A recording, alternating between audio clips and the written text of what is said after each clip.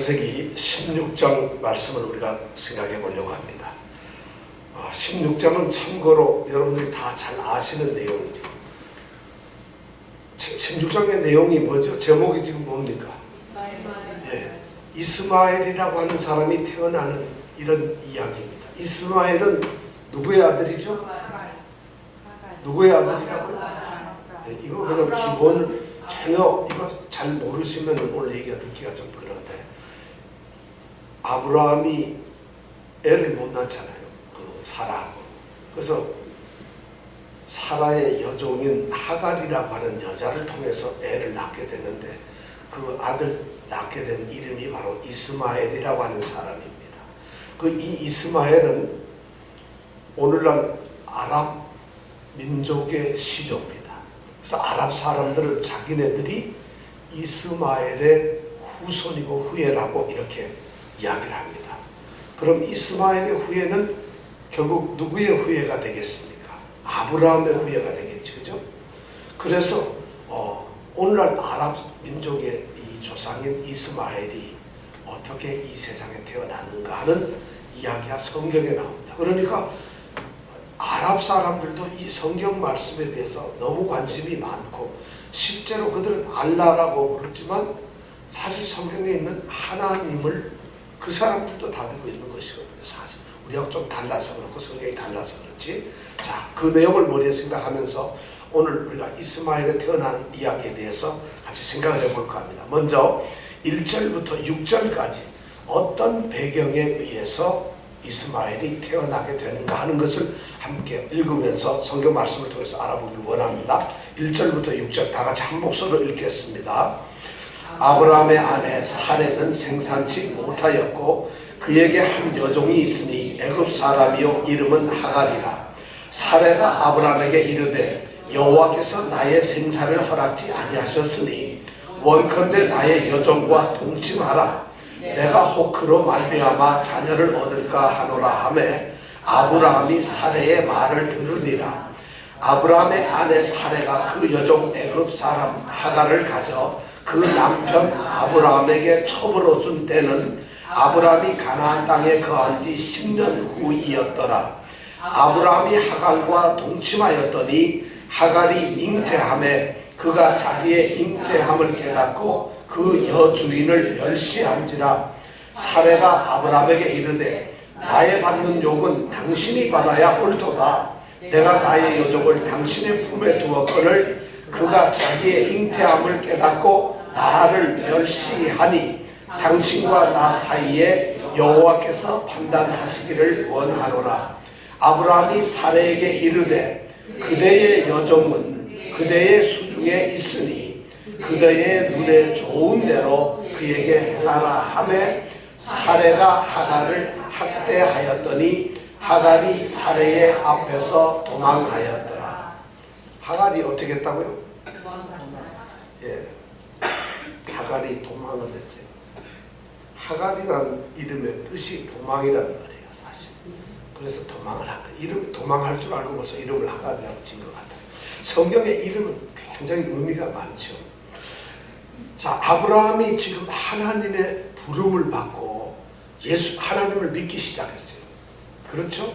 그래가지고 다 버려버리고 가나안 땅으로 들어왔어요. 그런 지 벌써 10년이 지났어요. 그런데 가나안 땅에 들어오면서 하나님이 이 아브라함에게 했던 약속이 바로 창세기 12장 1절에서 3절 말씀이에요. 거기서 약속을 하셨는데 그 약속의 세 가지 중요한 내용이 뭐냐면 땅에 대한 축복이에요. 이 땅을 너에게 주겠다.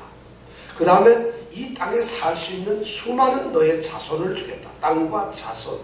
그리고 이 땅에서 내가 하는 일이 정말 형통하게 복을 받을 것이다 하는 이 세 가지 약속을 합니다. 그래서 10년 동안 아브라함은 이 가나안 땅에서 브엘세바에도 살아보고 세겜 땅에도 있어보고 두루 다니면서 또 전쟁도 해보고, 그래서 이 땅에 대해서 두루두루 다니면서 하나님께서 주시는 그 땅을 직접적으로 경험해 보았어요. 그리고 자기가 그 땅을 밟으면서 순례를 하면서 하나님이 주시는 축복을 받아 보았습니다. 그런데 하나 걱정이 되는 게 있어요. 땅과 축복은 받았지만은 이 땅에 채워지고 이 땅에서 하나님 나라를 세워야 하는데 이 하나님의 나라를 세워야 할 백성들은 어디서 생기는 걸까? 하나님이 약속하기를 너로 내 큰 민족을 이루게 하겠다고 했는데 자기는 지금 아들이 한 명도 없다는 거예요. 한 사람도 자기에게 자손이 없는데 나를 통해서 큰 민족을 이루겠다고 하는데 이 가나안 땅에서 나라를 이루려면 그 백성들 어디에서 올까? 이것이 아브라함에게는 가장 궁금한 일이었어요. 그런데 하나님께서는 그걸 아시면서 아브라함에게 여러 차례에 걸쳐가지고 그 자손에 대한 약속을 계속 하십니다. 안 하시는 게 아니에요. 그리고는 결정적으로 약속을 하시는데 어떻게 하냐면 한 번은 우리가 15장에서 만났었죠. 하나님께서 아브라함에게 약속을 합니다. 그런데 아브라함이 잠깐요. 나는 자식이 없기 때문에 다메섹에서 내가 길러서 키운 종이 하나 있는데 엘리에셀이라고 하는 종에게 내가 상속자로 그에게 모든 재산을 넘기기로 했습니다 하니까 하나님이 너 그게 아니라는 거예요. 내 몸에서 날짜가 너의 후손이 된다는 이런 약속을 주시는 거예요. 엄청난 약속이죠. 너의 종이 아니라 종의 출신이 아니라 양자가 아니라 네 몸에서 나오는 사람이 바로 너의 후손이 될 것이다. 한 번, 두 번도 아니고 여러 번 걸쳐서 하나님이 그런 말씀을 하니까 속는 것도 한 번이죠. 그러니까 하나님 증거를 보여주세요. 도대체 말만 하지 말고 뭔가 증표를 보여주세요 하고 하나님께 말씀을 드렸더니 하나님께서 그래? 그렇다면 한번 계약을 하자 하고는 하나님이 그 말씀에 대해서 계약을 체결하십니다. 언약 체결을 체결했죠. 그게 지난주 얘기예요. 짐승을 잡아서 반을 갈라놓고 그리고 짐승 갈라놓은 사이로 하나님이 지나가셨다는 거죠. 내가 이렇게 너에게 약속을 한다. 만약 내가 어긴다면 너에게 후손을 주지 않고 네 몸에서 난 후손이 정말 큰 민족이 되지 않는다면 내가 이렇게 새가 될 것이다. 이렇게 짐승이 될 것이다 하는 자신의 죽음. 하나님은 죽으실 수 없는 분인데 있을 수 없는 그 죽음에 대한 약속을 하시면서 하나님은 아브라함과 언약을 체결하셨어요. 왜냐? 아브라함의 믿음을 하나님은 인정해 주셨기 때문에. 자, 이렇게 되면 이제 아브라함이 할 수 있는 일은 뭐냐? 하나님이 언약식까지 했으니까, 언약 체결을 했으니까 하나님이 이루시는 것을 자기 눈으로 보기만 하면 되는 것이었어요. 그런데 아브라함에게는 걱정이 있어요. 그런 약속을 받았지만은 그 약속을 딱 들으면서 자기를 돌아봅니다. 내가 가나안 땅에 들어온 지가 10년이 넘었어. 그럼 내 나이 어언가 85세야. 그리고 자기 아내를 이렇게 생각해 봅니다. 우리 아내 이쁘기는 너무 이쁜데 나이가 75세야. 그러면 현실적으로 애를 못 낳아요. 그런 문제가 있습니다. 그러니까 16장 1절에 보면 1000마디가 뭐라고 되어 있어요. 아브라함의 아내 사레는 생산치 못하였다. 도대체 애를 낳을 수가 없는 상태라는 거예요. 그런데 하나님께서는 내 몸에서 후손이 날 것이고 큰 민족을 이룰 것이라는 약속을 하셨다는 거죠. 아무리 생각해도 안 됩니다. 그러니까 아브라함과 사라는 만날 때마다 고민을 합니다. 고목나무에서 꽃이 필 수 있을까? 굉장히 걱정을 하고요. 말도 안 되는 소리죠. 그런데 이 사라가 어느 날 은밀하게 아브라함에게 얘기합니다. 나는 어차피 애를 못 낳으니까 내가 데리고 있는 여종이 하나 있는데 그 여종을 당신이 데려가서 애를 낳으시오. 이렇게 이제 얘기를 합니다. 근데 한 번 얘기하니까 제일 처음에 아마 아브라함이 그 얘기 들었을 때는 임자 쓸데없는 소리 마라. 말도 안 되는 소리지. 어떻게 종을. 그런데 이 사라는 그런 생각을 하지 않는 거예요. 하나님이 약속을 하셨다면 당신의 몸에서 날다 그러면 나는 이미 노쇠하고 모든 것이 다 끝났으니까 아무것도 안 되지만 당신은 그래도 당신 몸에서 애를 낳는다 했으니까 젊은 여자를 취해서 애를 낳으면 될 거 아니냐. 하나님의 언약이 이루어지기를 간절히 바라면서 그런 제안을 계속하는 거예요. 제발 내 여종을 데리고 와. 내 여종을 낳아줘. 얼마나 갸륵한 생각인지 몰라요. 하나님의 언약을 이루기 위해서 내 몸에서 날짜니까 아브라함에게서 날짜를 그렇게 하면서 합니다. 사실은 있을 수가 없는 일이지만 그 당시에 이 법에, 이 관례에 보면, 사회적으로 관례에 보면 그 당시에는 이런 일이 너무 많았어요. 이 고대 근동 지역에서는 그것이 일상화되어 있었어요. 그래서 이 왕이나 또는 족장들, 좀 부유한 사람들이 자식을 못 낳게 되면은 그런 일, 예를 들어서 종이나 누구를 취해서 아이를 낳습니다. 그럼 이 아이를 낳으면 누구 아들이 될까요? 종의 아들이 아니라 본래 그 부인의 아들이 됩니다. 그렇게 하니까 사실은 뭐 우리로 말하면 대리모 정도 되나요? 그렇게 하니까 애를 낳는 거예요. 그럼 일이 법적으로도 인정이 되는 거고 또 상속하고 대를 잇는 것이 너무 중요하기 때문에 당연하게 받아들여졌다는 것이죠. 그러니까 사라가 생각할 때 하나님의 언약이 이루어질 수 있는 방법은 이런 방법밖에 없다. 합법적이고 도덕적으로 또는 뭐 윤리적으로도 잘못이 없는 아주 합리적인 생각이라고 그렇게 설득을 합니다. 그러니까 아브라함이 듣다가 드디어 어떻게 보면 2절 마지막에 보면 뭐라고 그랬어요? 아브라함이 사라의 말을 듣게 되었어요. 마치 꼭 창세기 3장에서 아담과 하와가 둘이 선악과 나무 아래 탁 서 있죠. 그리고 하와가 뭐라 그래요? 아, 저 나무 너무 과일이 너무 맛있어. 그리고 따다가 그리고 누굴 갖다 줘? 자기 먹고 남편을 주죠. 그러니까 남편은 속절없이 먹어요. 성경에 보면 남자들이 이렇게 좀 여자들한테 꼼짝을 못하는 그런 것 같아요. 하여튼. 그런데 마침 이 사라에게는 여종이 하나 있었는데 애굽 출신의 이집트 출신의 여종이 하나 있어요. 애굽 출신이니까 아마 이집트 사람이 얼굴이 까매요. 까만색이라. 근데 하여튼 뭐 어떤지 몰라요. 까무지만 아마 흑진주차집 이쁘겠지만 그러니까 뭐 애를 낳게 하겠죠. 그래서 여종이 하나 있는데 이 여종이 하갈인데 하갈이라고 하는 여종을 이제 아브라함에게 주어서 아이를 낳게 합니다. 그런 얘기가 지금 오늘 말씀의 주종입니다. 그런데 2절에 가만히 보면 사라가 아브라함에게 얘기를 하면서 아주 중요한 얘기를 합니다. 뭐라고 하면 하나님은 나한테 자식을 주지 않았다는 거예요. 또 내가 자식을 그렇기 때문에 난 낳을 수가 없다는 거예요. 그러면 내 몸에서 날짜는 현실적으로 불가능한 거 아니냐. 그러니까 내 여종을 취하는 것이 맞고 그리고 내 자식, 여종을 통해서 나는 안 되지만 합법적으로 자식을 얻겠다는 걸로 이제 제안을 합니다. 자, 이렇게 해서 드디어 이 하갈이라는 여자는 아브라함에게 들어가서 아브라함을 통해서 아이를 갖게 됩니다. 이것이 이제 역사의 문제입니다. 그럼 우리가 16장에 있는 말씀을 읽어보면은 하갈은 아브라함에게 그러니까 뭐가 된 것이죠? 부인이 된 건가요? 우리 성경에 보면 첩으로 줬다 그러는데 이거 우리나라 번역을 굉장히 잘못한 거예요. 이 중동 지역에서는요 사실은 첩이라는 개념이 우리처럼 이렇게 있질 않아요.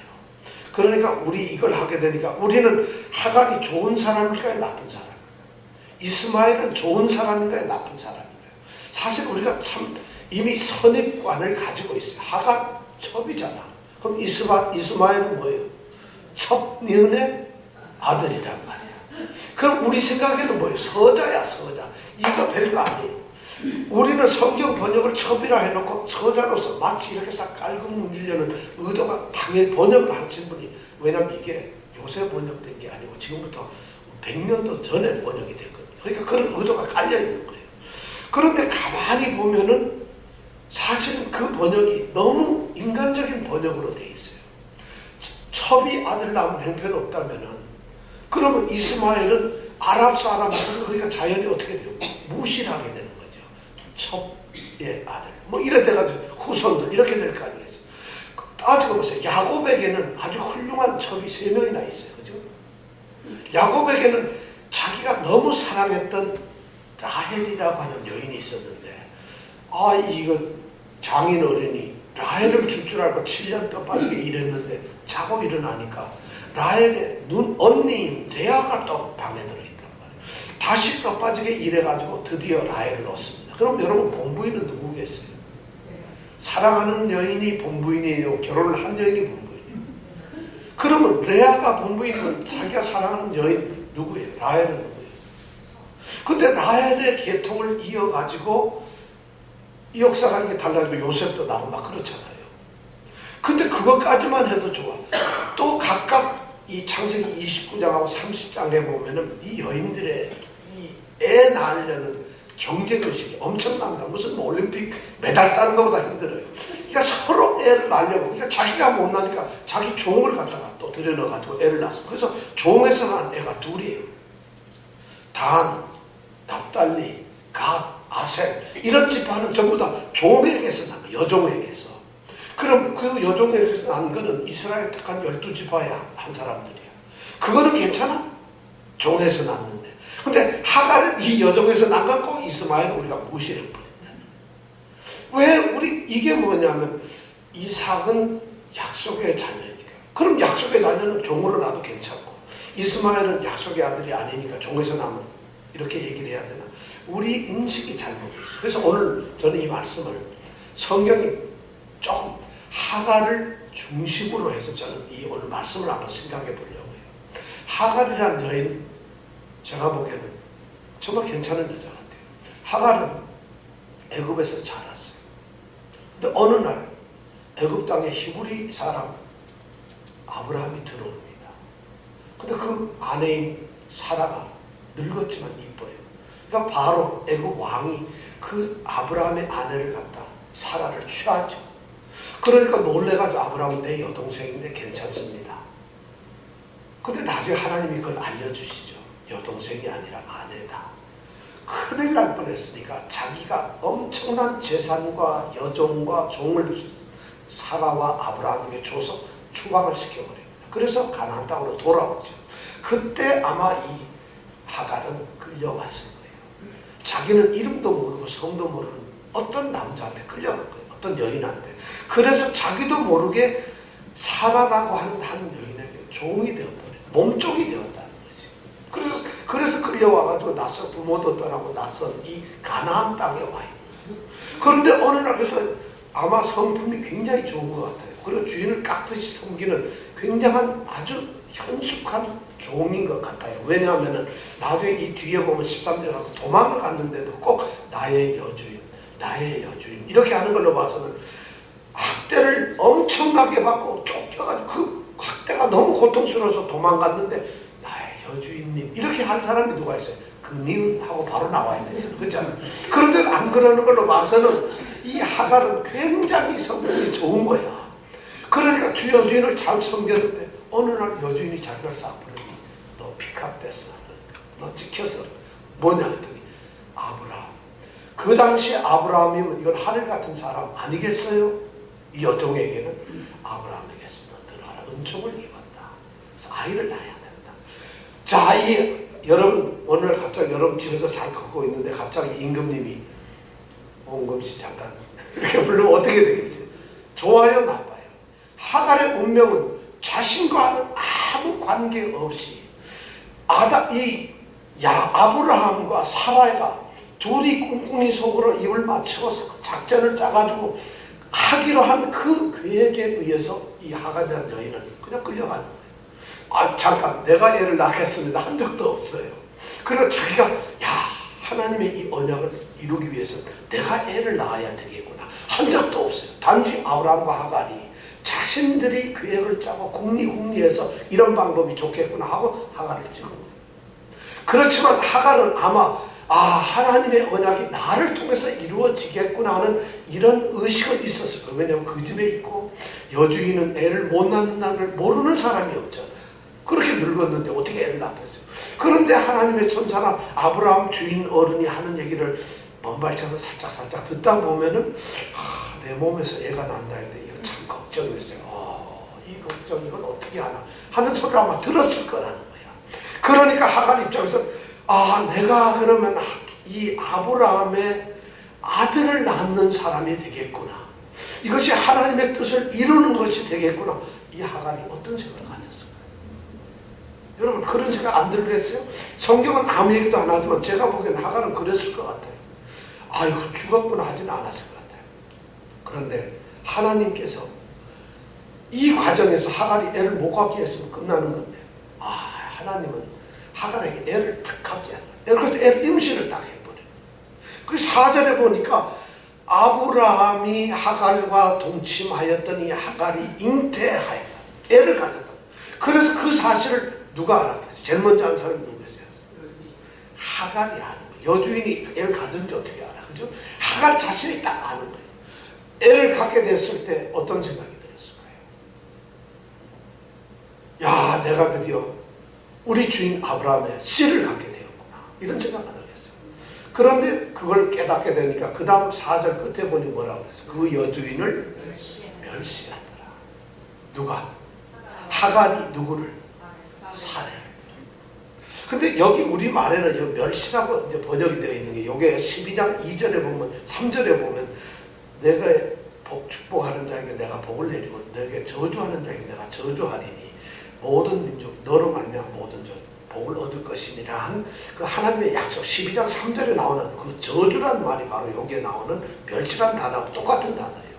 그런데 여기서 쓰여 있는 이 멸시라는 단어는 이 하갈이 일방적으로 지는 애를 가졌으니까 드디어 잘난 척 하느라고 여주인을 막 무시하고 막 이렇게 멸시하는 이런 의미하고는 조금 뉘앙스가 다릅니다. 여기서 우리는 그렇게 생각해요. 자, 여러분 가만히 생각해 보세요. 사라 입장에서는 하나님의 언약을 이루기 위해서 자신의 여종을 아브라함에게 주어서 아들을 가졌어요. 그래서 하나님의 언약이 드디어 이루어지는 순간에 그 아들이 누구의 아들이 되는 거예요? 자신의 아들이 되잖아요. 아브라함과. 그러면 사라는 기뻐해야 되나 안 기뻐해야 되나요? 자기가 하나님의 자녀를 낳기 위해서, 아브라함에게 자녀를 낳기 위해서 자기 여종을 주었으니까, 그런데 애를 가지면 당연히 사라는 기쁜 일이에요. 못 가지면 그게 화가 나는 일이죠.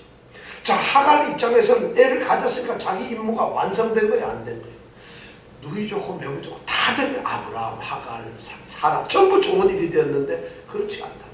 그런데 여기서 갈등이 생기는데, 하갈이 본부인 이 여주인 사라를 멸시했다는 거예요. 제가 보기에는 이 언어는 좀 과격하게 쓰여 있던 것 같아요. 이 단어의 의미를 우리가 생각하고 아마 이런 게 있을 거예요. 하갈 입장에서는 하나님의 언약에 쓰인 아브라함의 자식을 자기가 가지고 있기 때문에, 씨를 낳기 때문에 몸조심해야지. 함부로 옛날 종처럼 나가서 빨래도 하고 막 가서 물도 잃어 다니고 나무하러 가고 이럴 수가 없잖아요. 왜냐하면 애를 가져. 세상에 하나님의 약속의 하나님이 언약하신 그 씨를 가졌는데 그럴 수 없으니까 조금 자태를 의젓하게 하고 좀 이랬는데, 그걸 바라보는 이 사라의 기분은 어때요? 사라는 엄청나게 지금 그 당시 애를 못 낳은 여자에게는 엄청난 수치, 창피하고 이거 말할 수 없는 저주예요. 그런데 자기가 그렇게 했지만은 그 종이 애를 가졌을 때 하는 행동을 보면, 전에는 뭐 아무렇지도 않았는데 주인이 물 좀 떠오너라 하는데, 네, 그런데 몸이 불면서 이러면은 갑자기 안 입고 온 거예요. 이게 갑자기 종이, 그럼 너 이리 와라, 다리 좀 주물러라 하는데, 사실은 오늘 몸이 좀 불편해서 이러면 전부 안 입고, 자격지심. 본인에게 여기 멸시라는 말에는 바로 그런 의미가 약간 들어가 있어요.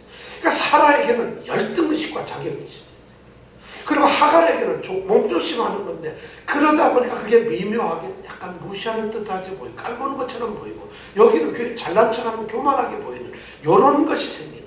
그러니까 이 사라에게는 뭐가 생겼어요? 질투가 생겨요. 그래서 드디어 사라가 가만 놔두고 싶지 않아요. 그러니까 5절에 보니까 사라가 따질 수 있는 건 이걸 마음대로 할 수 없어요. 왜냐하면 아브라함에게 이미 주었는데 뭐라고 하겠어요? 이 당시에는 말이죠, 여종이 재산이에요. 재산. 개 키우는 것보다 더 못했어요. 마음대로 주고받고 사고 팔고 하는 거니까. 그러니까 아브라함 남편에게 주었는데 달란 말을 못하고, 그러니까 드디어 이제 그 질투의 분노를 못 이겨서 5절에 보니까 아브라함한테 따집니다. 내가 이렇게 창피당하고 내가 이렇게 욕보는 게 내가 받을 게 아니라 네가 받아야 될 거다. 남편 당신은 따지면, 이거 여자 무서워요, 사람. 내가 보기에는 이런 여자가 어떻게 열국의 어미가 돼서 우리에게 조상의 어머니가 되는지 참. 야, 이건 네가 받아야 될 거야. 내가 왜 받아? 그러면서 내가 당신한테 여자 줬잖아. 그러면 당신 좀 다스려가. 이래. 이게 뭐 하는 짓이야. 누가 잘난 거야 하고 지금 오전에 뭐 그렇게 따지고 있는 거예요. 당신도 그러면서 엄청나게 뭐냐고, 나를 멸시하니까 당신과 나 사이에 여호와께서 판단하시기를 뭐래요? 원한다. 하나님한테 물어봐라. 누가 잘못했나? 지금 이렇게 막 따지는 거예요. 여기서 아브라함이 뭐라 그래야 돼요? 임자, 그 마음 좀 가라앉히고 내 얘기 좀 잘 들어봐. 우리가 어떻게 계획을 했어? 내가 좋다 그랬나? 내가 하자 그랬나? 당신이 그런 거 아니야. 그런데 당신의 말도 애가 생겼어. 그럼 당신 좋고 나도 좋고 지금 축복받은 일 아니겠어? 근데 당신 여자 속 좁게 좀 법무인답게 마음을 넓게 가지시오. 이래야 될 거 아니겠어요? 근데 6절에 보면 아브라함이 전혀 그러질 않아요. 하갈은 그것도 모르고 가만히 있는데 뭐라 하냐면, 부인 잘 들으시오. 이 여자가 원래 당신 거예요. 그리고 지금도 당신 종이요. 그러니까 당신 눈앞에서 마음대로 하시오. 나한테 따지지 마시오. 당신 멋대로 하시오. 야, 이거 남자들은 말이죠. 입장이 그렇고 하면 발을 빼버려요. 야, 이거 아주 희한하잖아요. 책임을 져야 될 거 아니야, 자신이. 다 해서. 그런데 이렇게 발을 싹 빼버려요. 그러니까 하갈은 이거 뭐 오히려 바라보고 믿어야 될 사람이 누구예요? 아브라함인데, 이 아브라함이 사라에게 그렇게 딱 얘기해보니까 사라는 기세가 등등해가지고 드디어 하갈을 갖다 학대를 하기 시작. 여기서 학대라는 게 바로 멸시하고 거의 같은 거예요. 일방적으로 학대를 하는데 이 학대가 엄청나요. 이제는요, 전에는 물도하라 그러면 몸이 불편했었는데 니만 애 낳냐? 빨리 가자. 이때부터 학대를 하기 시작하는데 드디어 히브리 사람이 애굽 사람을 학대하기 시작해요. 하나님, 이 창세기 16장은 출애굽의 그 역사를 갖다가 지금 미리 보여줍니다.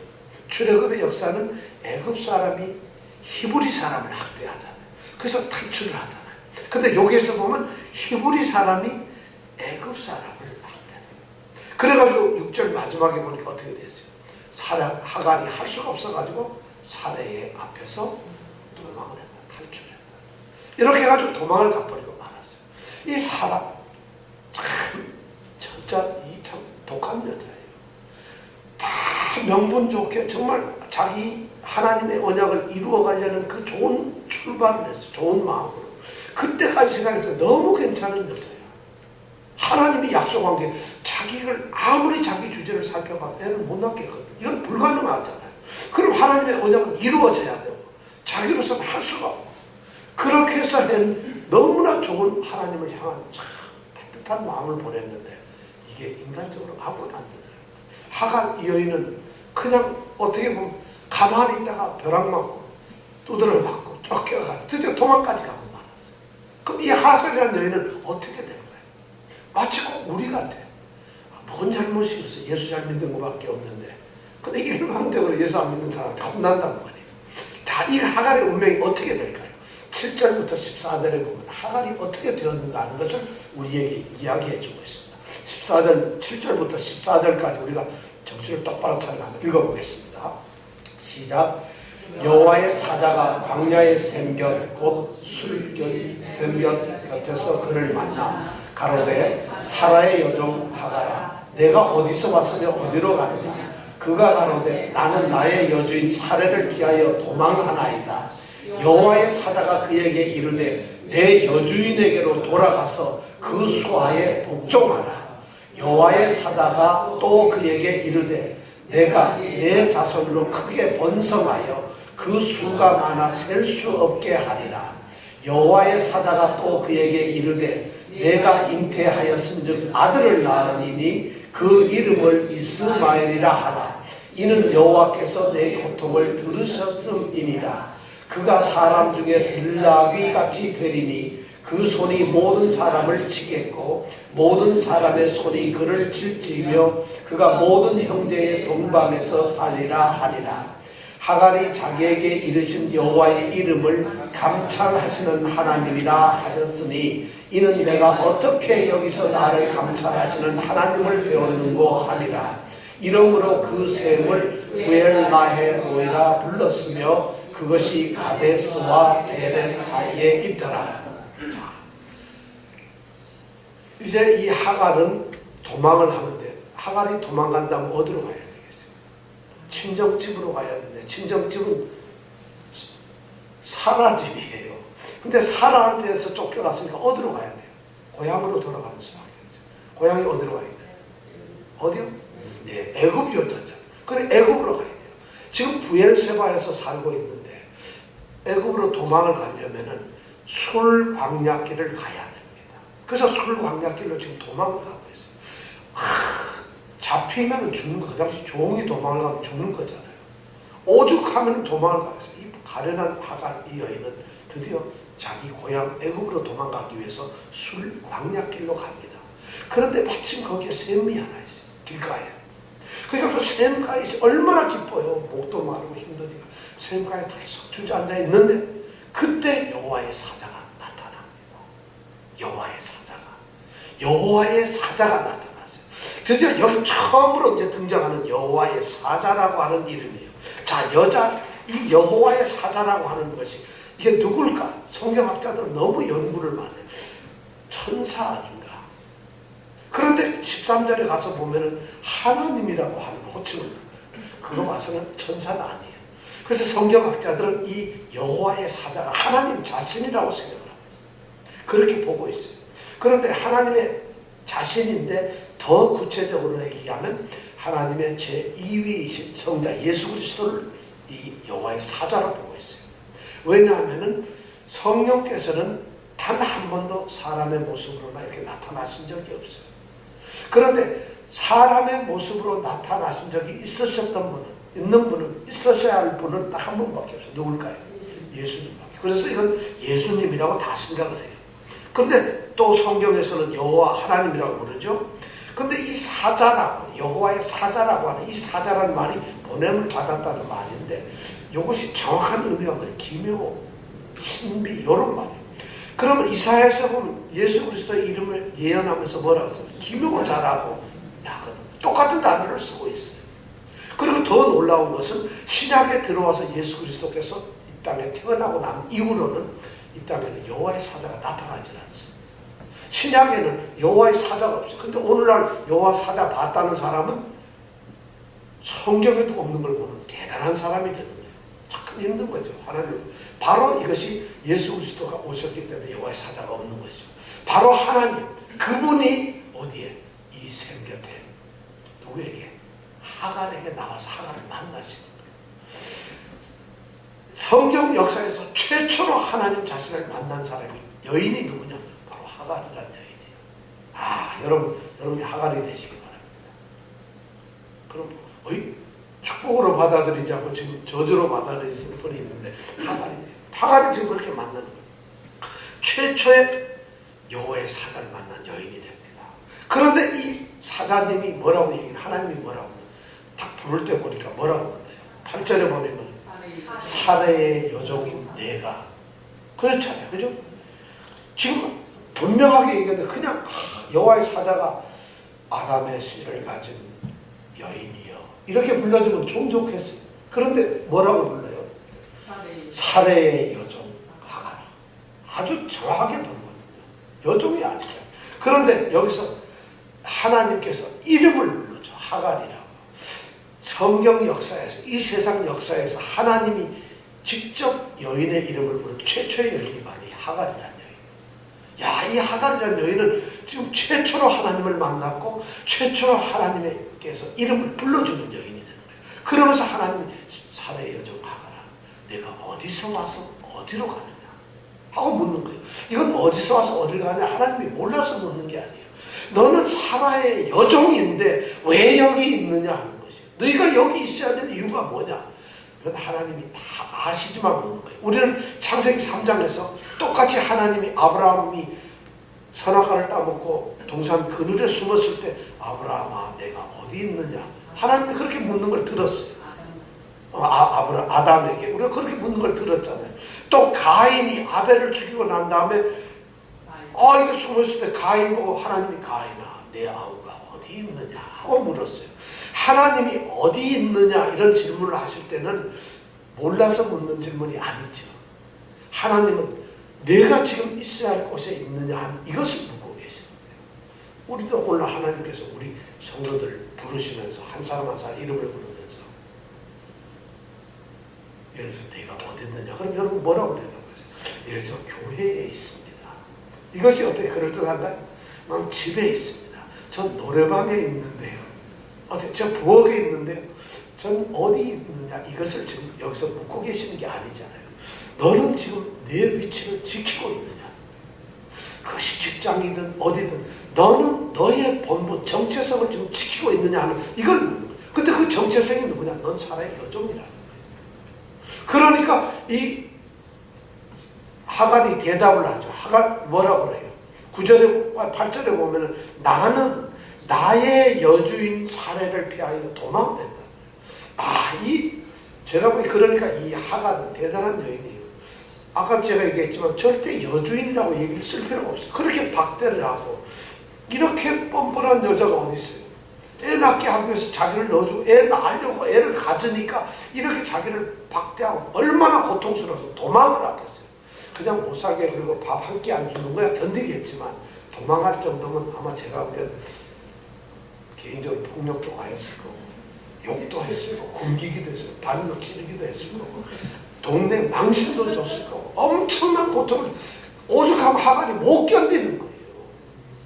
그러니까 도망을 했는데 그런데 도망한 이 하갈은 아브라함이라고 하는 사람 집에서 믿음의 여인이 되어 있는 거예요.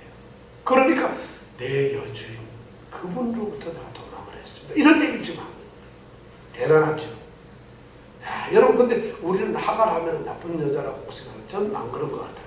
제가 일부러 이렇게 오늘 하갈을 중심으로 봅니다. 그렇게 하니까 그 다음에 9절에 이 여호와의 사자가 뭐라고 해요? 내 여주인에게로 돌아가서 그 수하라는 그 권위입니다. 그 세력, 그 힘 아래. 그러니까 쉽게 얘기해서 내 여주인에게 가서 종노릇 다시 해라 이거예요. 제발 나오지 말고 너는 종이니까 네 여주인한테 가서 다시 여종 노릇을 해라. 넌 나와서는 안 된다는 얘기라는 거예요. 야, 하나님을 만났는데 하나님이 어떻게 이렇게 말씀을 할 수가 있어요? 지금 이 하갈은 여주인에게서 쫓겨나 남자 주인에게서도 쫓겨나 하나님에게서까지도 지금 이렇게 외면당하고 이런 가엾은 여인이에요. 정말 하갈은 불쌍한 여자죠. 어떻게 보면은 뭘 잘못해요? 여종으로 가만히 있으면 지금 편안하게 밥이라도 얻어 먹었을 텐데 그런데 하나님께서는 거기에서 끝나시기 아니에요. 10절에 보니까 하나님께서 여호와의 사자가 이 하갈 여인을 축복을 해요. 야, 놀라운 축복을 해요. 축복을 하는데 세 가지로 약속을 해요. 첫 번째 축복이 뭐냐? 내 자손이 크게 번성할 것이라. 내 자손이 크게 번성할 것이라. 이거 누구한테 한 말이에요? 하나님께서 누구에게 한 말이에요? 아브라함에게 한 말이에요. 그런데 똑같은 약속을 하갈에게 하고 있어요. 그러면 하갈이 가지고 있는 애가 누구야 해요?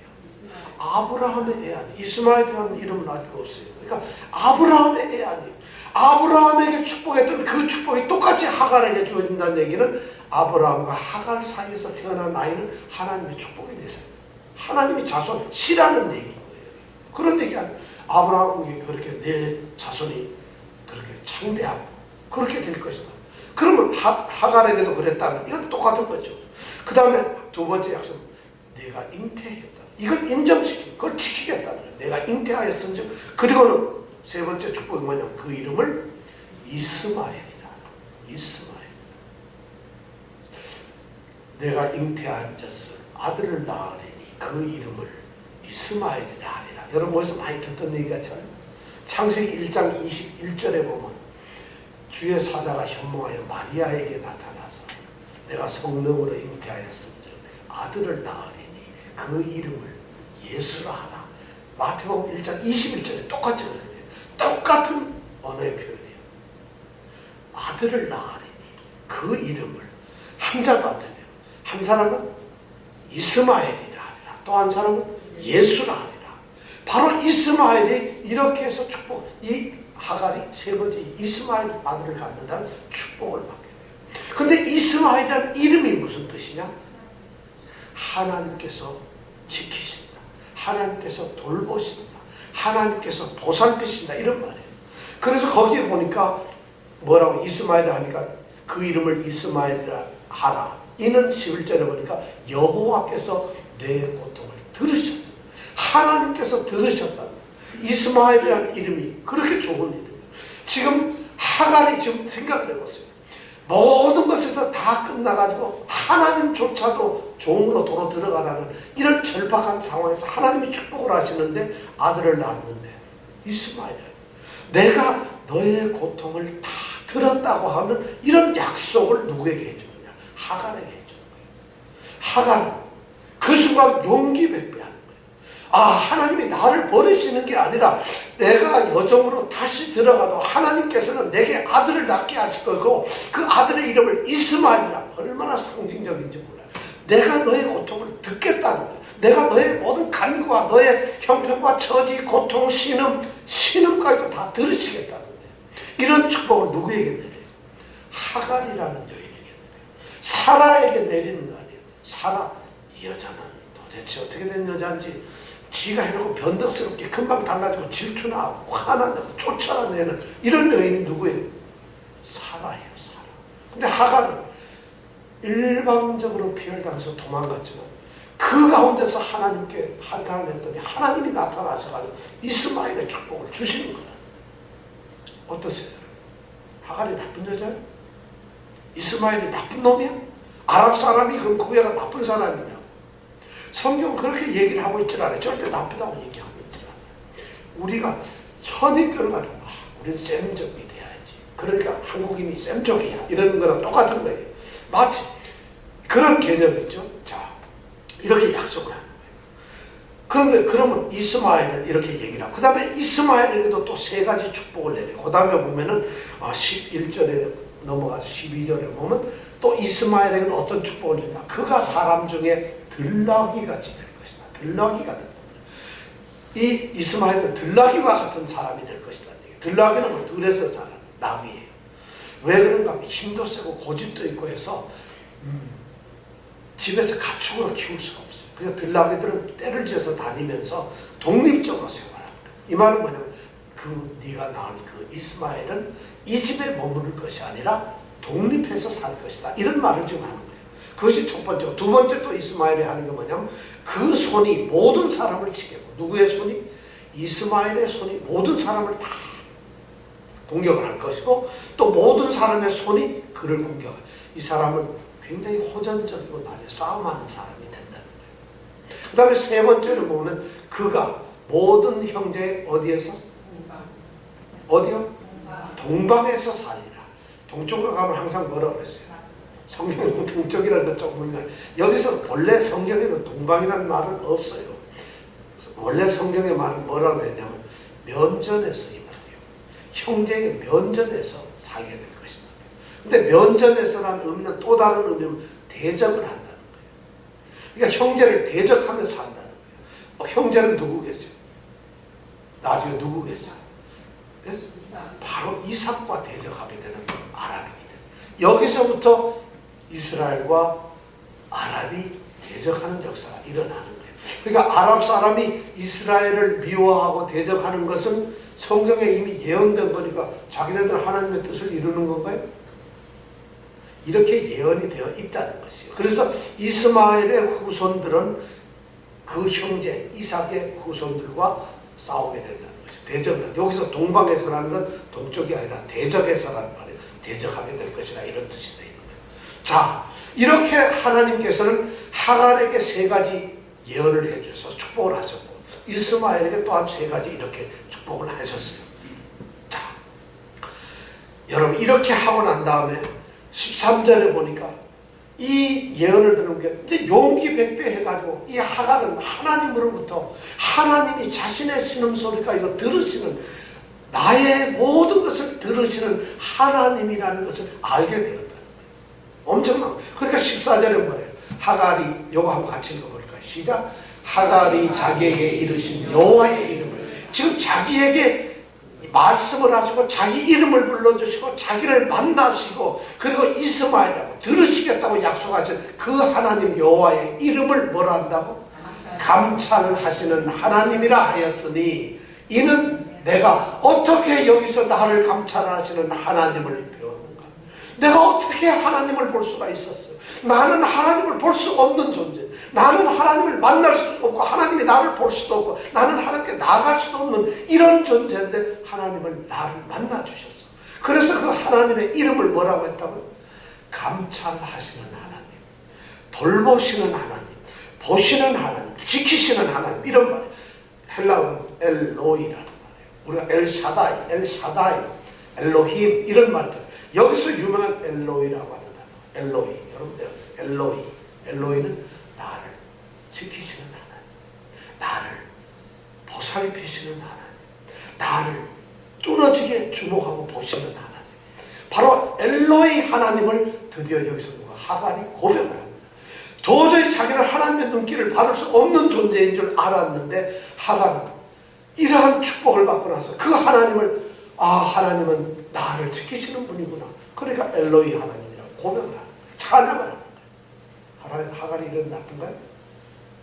자, 그리고 나서 하갈이 얼마나 멋있는지 그 다음에 뭐라고? 그리고는 하나님을 뵙게 되니까 이 감격을 어떻게 할 수 없죠? 이 감격을 그냥 누릴 수가 없으니까 이것을 증거하기 위해서 14절에 보니까 뭐라고 했어요? 시작.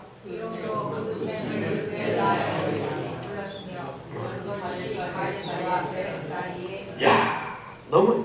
그리고 그 샘을 자기는 지금 어디 아까 술길가 옆에는 샘 곁에 앉았잖아요. 우물 옆에. 이 우물의 이름을 딱 정하는데 뭐라고 했어요? 시작. 다시 시작. 부엘라 헤로이가 아니라 부엘라 헤로이. 로이 아까 엘로이 로이라는 말이에요. 엘로이. 부엘은 샘이라는 말이에요. 샘.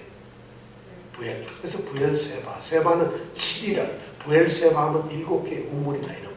그러니까 부엘은 샘이라는 뜻을 가지고 있어요. 그 다음에 라헤라는 말도 똑같이 그런 의미를 가지고. 그러니까 본다, 살아있다 이런 말. 그래서 부엘 라헤 로이라는 말은 나를 지켜보시는 살아계신 분의 우물이라 이런 뜻이에요.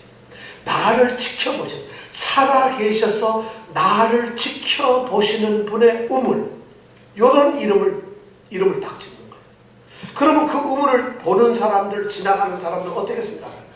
전부 다 이 우물이 웰라에로이, 나를 지키시는, 살아서 나를 지키시는 하나님의 우물이라. 이런 얼마나 지금 이 하갈은 말이죠. 자신의 신앙을 엄청나게 고백을 하고 있어요. 그래서 이 16장에 보면은 하갈의 믿음을 통해서 우리는 이 놀라운 이름에 대한 비밀을 알 수가 있게 됩니다. 자, 이름 우리가 오늘 나오면 몇 가지 이름이 나오는데 첫 번째 보면은 여호와 사자가 하갈에게 들려주는 이름이 있어요. 그 이름이 뭐예요? 이스마엘이에요. 여호와의 사자가 하갈에게 축복을 하면서 그 아들의 이름을 이스마엘이라고 지어줍니다. 이게 무슨 말이에요?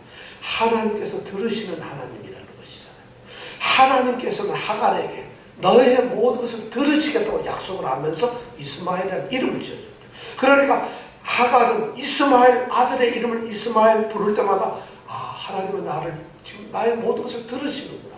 나의 형편과 처지와 모든 것을 아시고 그분은 내가 간구할 때 나의 모든 것을 들으시는 분이라 이 생각을 하게 돼요. 왜냐하면 이름을 이스마엘, 그것도 도망가던 자가 들었던 이름이 이스마엘이니까 생각해보세요. 아들 이름을 그렇게 지으라는 거예요. 아들 이름을 제임스 이렇게 짓잖아요. 얼마나 좋아요. 이스마엘. 그럼 이스마엘을 볼 때는 이 하갈은 어떤 생각이 돼요? 늘 이스마엘을 부르면 이 순간을 항상 기억할 것이고 그 하나님, 엘로이 하나님을 늘 생각할 거 아니겠어요? 그뿐만 아니에요. 자, 나중에 이제 아브라함에게 돌아가서 애를 낳아줬어요. 사라는 자기의 아들 이름이 뭐가 되는 거예요? 이스마엘이 되죠. 아브라함은 자기의 아들 이름이 뭐가 돼요? 이스마엘이 되죠. 이스마엘. 그러면 아브라함과 하와는 이제 낳은 아들 이스마엘아 이럴 때마다 뭔 생각을 하겠어요? 하나님이 나를 들으신다. 하나님은 나를 들으신다. 이러면 속으로 뜨끔뜨끔할 거예요. 하나님께서 내게 언약을 했는데 나는 하나님이 언약을 약속한 거 나는 그걸 안 지키고 이렇게 했는데 하나님은 나의 언약을 들으시기 위해서 뭐든지 간구를 들으시는구나. 아마 아브라함과 사라는 이스마엘 부를 때마다 뜨끔뜨끔 경기 들을 것 같아요. 이름 해피름 이스마엘이라고 지어놓으니까 이 역시 놀라운 언어 유희가 나옵니다. 이름에 의해서. 이스마엘이죠. 자, 여호와의 사자가 하갈에게 이스마엘이라는 이름을 지어줬어요. 자, 그 다음에 하갈은 거꾸로 또 여호와의 사자 하나님께 이름을 지어주잖아요. 그렇죠? 여호와의 사자가 하갈에게 아들 이름을 지어줬는데 하갈은 하나님께 하나님 이름을 지어줬어요. 뭐라고 지었죠? 네, 감찰하시는 하나님, 나를 돌보시는 하나님. 뭐라고 했죠? 엘로이, 엘로이. 자, 엘로이 시작. 엘로이. 여러분들 엘로이 하나님을 만났어요. 엘샤다이 엘로힘 하나님을 만나는 거 너무 중요한데 엘로이 하나님. 이건 하나님과 교제하고 하나님을 만나보고 하나님과 함께 있어본 사람만이 고백을 할 수 있는 거예요. 하나님께 기도했더니 들으시는 하나님, 이럴 때 엘로이 하나님을 말할 수 있어요. 평생 기도했는데 내 응답을 한 번도 못 받은 사람은 엘로이 하나님을 알 수가 없어요. 하나님과 교제하고 하나님과 동행하고 하나님이 나를 도우시고 지켜보시고 살아계셔서 지금도 역사에서 나의 모든 것을 보신다는 그 하나님을 체험한 사람, 그 사람이 고백할 수 있는 게 바로 엘로이 하나님. 근데 하갈은 그걸 최초로 이런 경험을 한 여인이 되는 거예요. 하나님 이름을 지어준 최초의 여인 누구겠어요? 하갈이라는 여인이에요. 자, 이렇게 됐죠. 그 다음에 세 번째 이름이 뭐냐? 하갈이 하나님도 아들도 아닌 우물을 향해서 이름을 지어줍니다. 그 이름이 뭐예요? 부엘 라에 로이. 살아계셔서 나를 지켜보시는 분의 우물이라는.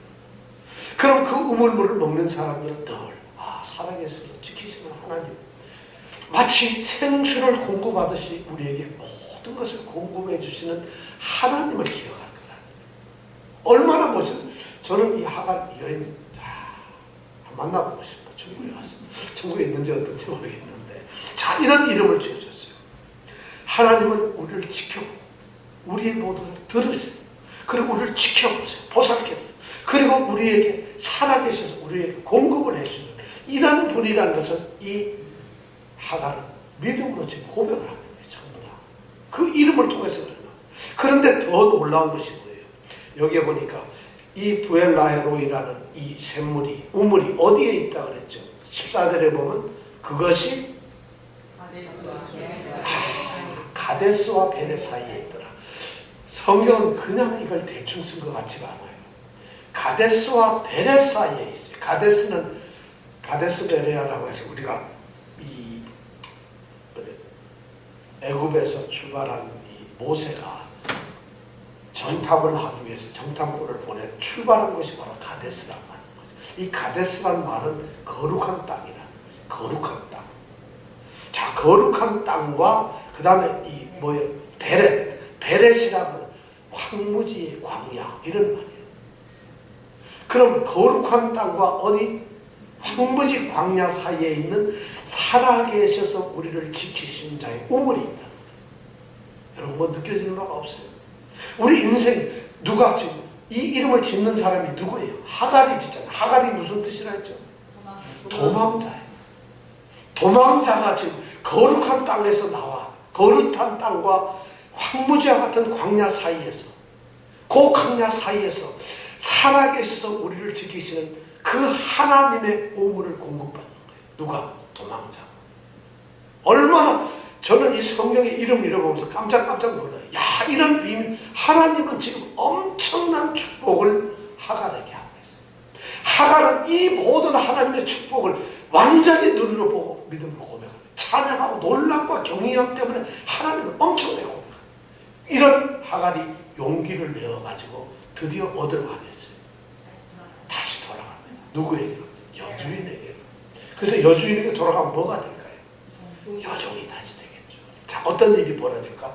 15절, 16절 마지막 같이 한번 읽어보겠습니다. 시작. 하갈이 아브라함의 아들 낳음에 아브라함이 하갈의 아들을 위하여 이스마엘이라 하였더라. 하갈이 아브라함에게 이스마엘을 낳을 때 아브라함이 86세였더라. 할렐루야. 86세도 걱정하지 말라 이거예요. 이 얘기를 의도적으로 86세를 넣는 거예요. 왜냐하면 아브라함이 이렇게 10년이 넘도록 기다렸는데 드디어 자식을 낳았다는 거예요. 86세라서 애를 못 낳을 것 같지만 하나님께서 이렇게 이스마엘을 낳게 했다는 걸 강조하고 있는 거예요. 이스마엘은 축복의 자식인가요? 아닌가요? 아브라함의 씨일까요? 아닐까요? 여러분. 자, 이거 놀랍잖아요. 15절에 보니 하갈이 누구의 아들을 낳았어요? 그냥 아들 낳은 게 아니라 아브라함의 아들을 낳았어요. 아브라함의 아들.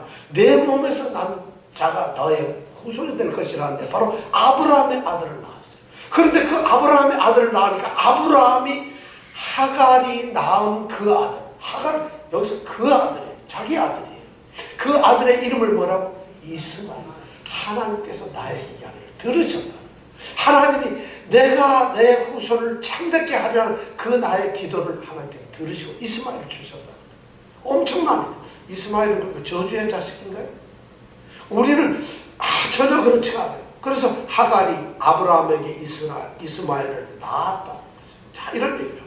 그럼 이스마엘은 저주만 받았는가요? 아니, 아랍 쪽, 우리가 아랍인 하니까 이상하게 여기에서 창세기 16장이 물론 모세를 중심으로 하는 약속의 자손들이 있다 보니까 우리가 의도적으로 이걸 번역하고 해석하고 그 다음에 이 성경을 읽을 때 우리는 너무 편협하게 선입견을 가지고 읽었다는 거죠. 가만히 읽어보면 여러분 하갈의 잘못은 하나도 없어요. 오히려 신앙의 고백만 있고 철저히 하나님의 말씀 순종하면서 찬양을 하는 거예요. 실제로 하나님께서는 이스마엘에게 17장 26절에 가면 이 이스마엘은 아브라함과 똑같이 할례를 받습니다. 이스마엘은. 그 다음에 17장 20절에 보면 하나님께서는 이 이스마엘에 축복을 내리십니다. 하나님께서 직접 축복을 내리세요. 그리고 21장 13절에 가보면은 하나님께서 아브라함에게 뭐라 하냐면은 이는 이스마엘은 내 씨라고 정확하게 얘기를 해주고 있어요. 내 씨라고. 그 다음에 21장 20절에 가면은 하나님께서 함께 여호와께서 함께 하심으로 이스마엘이 번창했다. 이렇게 하나님이 함께 하시고 있어요. 자, 그래서 이스마엘이 이렇게 어떻게 보면은 엄청난 일을 하고 있어요. 이렇게 해서 하나님은 아브라함에게 아브라함의 씨를 허락하셨어요. 그래서 이스마엘이라고 하는 후손이 태어납니다. 그 이스마엘의 후손들은 12지파가 돼요. 거기도 12지파가 돼요. 그리고 엄청난 방백이 되어서 엄청난 오늘날 같은 아랍 민족은 큰 민족을 이룹니다. 하나님은 하나님의 씨를 하늘의 별처럼 땅의 티끌처럼 이렇게 많게 하는 그 약속이 그대로 이루어지는 거예요. 그런데 우리는 여기에서 항상 조금 찜찜함을 가져요. 왜냐하면 하나님의 약속은 언약의 씨인데 갈라디아서 4장 21절부터 보면 이 사도 바울이 하갈의 후손과 이 사라의 후손에 대해서 비유를 합니다. 여종의 후손, 자유여인의 후손, 이건 율법의 후손, 이거는 성령의 후손. 그렇게 해서 비교를 하면서 육체로 난 자, 영으로 난 자, 육체로 난 자를 영으로 난 자, 이렇게 구별해서 육체로 난 자가 영으로 난 자를 핍박을 한다. 이런 비유의 말씀을 하는데 바로 그런 영향도 있지만 이 하갈과 이스마엘은 저주를 받은 것이 아니라 단지 이삭처럼 언약의 대상이 아니라는 것이, 언약의 대상이 아닐 뿐이지 아브라함의 씨는 맞다는 것이, 아브라함의 씨로 난 씨가 창대케 하는 그 약속이 바로 이스마엘을 통해서도 이루어진다는 것이요. 그런 하나님이 약속하신 우리는 언약의 자손으로서 이삭을 우리가 기다립니다. 그건 18장 이후에 가야 나오는 얘기인데 지금 성경이 만약 16장까지 그쳤다고 한다면 틀림없이 그 씨는 이스마엘이 될 거라. 우리는 그 뒤에 걸 보면서 앞에 걸 갖다가 끌어당겨가지고 해석을 하는데 16장 현재로 봐서는 아브라함 입장에서는 종인 엘리에셀이 아니라 자기 몸에서 난 이스마엘이 할례를 받고 드디어 나의 후손이 되어버린 거예요. 그럼 상속자가 누가 되겠어요? 이스마엘이죠. 그러나 이스마엘은 상속자가 아니라는 것이에요. 이것이 하나님의 섭리라는 것이에요. 자, 아브라함을 향한 하나님의 계획은 지금 예정대로 진행이 되어가고 있는데 우리 사람들은 하나님의 언약, 하나님의 계획을 앞질러 나가서 나의 생각대로 어떤 일을 하게 됩니다. 실제로 하나님이 어떤 약속을 우리가 가지고 있다 하더라도 그 하나님의 약속이 나를 통해서 이루어지니까 우리는 우리의 방법을 씁니다. 세상에서 통용되는 방법, 우리의 방법을 사라처럼 쓰게 되는 거죠. 아브라함처럼 쓰게 되는 거죠. 그런데 그런 방법을 썼을 때 우리는 그때부터 고통스러워지고 힘들어집니다. 하나님의 때가 있고 하나님의 언약의 시간이 있고 하나님이 이루시는 게 있는데 하나님은 하나님의 약속을 이루시는 방법과 하나님의 때를 하나님이 결정을 하신다. 그런데 그게 조급해지니까 우리는 우리의 생각대로 우리의 세상 방법을 씁니다. 물론 합리적이고 굉장히 지혜롭습니다. 그리고 현실적이기도 하고 어떻게 보면 너무 아주 좋은, 모든 사람이 좋은 방법일 것처럼 합니다. 그런데 그 방법이 적용되었을 때 그런 일을 우리가 하나님의 뜻을 이룬다고 아주 좋은 생각으로 했음에도 불구하고 그 일을 통해서 우리는 사랑하는 사람들끼리 갈등을 합니다. 힘들어집니다. 그리고 미워하게 돼요. 그러면서 하나님의 언약을 성취하는 그 일 가운데서 우리는 더 상처를 받고 힘들어지게 됩니다. 자, 그렇다면 여러분 하나님의 언약, 하나님의 약속은 어떻게 알 수 있을까요? 하나님의 방법은 어떻게 알 수 있을까요? 만약 그냥 가만히 기도하면서 주여 대답을 주시면서 그리고 기도만 하고 가만히 있으면 하나님이 다 이루어 주실까요? 아니면 내가 뭘 하고 하나님 뜻을 열심히 물어가지고 알아서 해야 될까요? 참 여기 우리는 이 창세기 16장을 읽으면서 그것이 저에게 딜레마예요. 오늘 우리가 살면서 우리는 어떻게 해야 되느냐? 여러분 하나님 언약 체결식 하신 적 있으세요? 여러분? 하나님께서 여러분들하고 아브라함처럼 언약 체결식 한 적 있냐고요? 그게 있어야지 뭐 언약이 있는 거지. 그것도 없는데 마치 자기 혼자 하나님이 언약이 있는 것처럼 생각하면 큰일이잖아요. 그런데 하나님께서 자기 아들의 피를 통해서 우리와 피의 새 언약을, 우리 성찬식 할 때 내 피는 너로 말미암아 흘리는 나의 새 언약의 피라고 말했습니다. 바로 그리스도의 피를 통해서 우리에게 언약을 하시고 우리를 하나님의 자녀로 불러주셨다. 그럼 우리에게 약속과 언약이 있어요. 이 언약을 이루기 위해서는 우리가 어떻게 해야 돼요? 그 뜻을 어떻게 알아야 돼요? 하나님의 뜻을 우리가 찾아야 돼요. 어떻게 알 수 있어요? 하나님의 방법대로 말씀밖에 없다. 그리고 기도하고 말씀을 통해서 우리가 하나님의 뜻을 알아야 된다. 그런데 우리가 그것을 인간적인 생각, 사라처럼 지혜롭게 그 당시 사회적 관습을 통해서 그냥 자신의 형편을 보면서 하나님의 언약은 우리의 형편을 보시는 게 아니라 하나님의 능력으로 하시는 거지 우리의 형편 때문에 약속을 하는 게 아니거든요. 그런데 우리는 우리의 형편과 우리 처지를 보면서 이러니까 안 된다고 해서 우리의 방법을 동원한다는 것이죠. 지금 사라의 가장 문제였던 건 그거였다는 거예요. 오히려 아브라함과 사라는 하나님의 언약을 믿지 않았는데 오히려 하갈이라는 여인은 어쩌면 하나님의 그 언약을 단순하게 받아들인 여인이라고 보네요. 그렇다면 우리의 믿음이 어디에 서 있어요? 여러분 오늘 우리는 하갈을 통해서 가장 중요한 교훈을 듣습니다. 아브라함과 사라가 들었던 교훈, 우리를 들으시는 하나님, 엘로이 하나님, 우리를 살아서 지키고 돌보시는, 그래서 우리에게 공급을 하시는 그 하나님이라는 것을 아브라함은 못 만났어요. 그리고 이 사라도 그 하나님을 알지 못했어요. 만나보지 못했어요. 하갈을 통해서 그 하나님을 알게 돼요. 이 하갈을 통해서 하나님은 자신을 그렇게 계시했다. 우리가 그런 하나님을 만나는 사람이 되길 원합니다. 자, 우리 기도하겠습니다.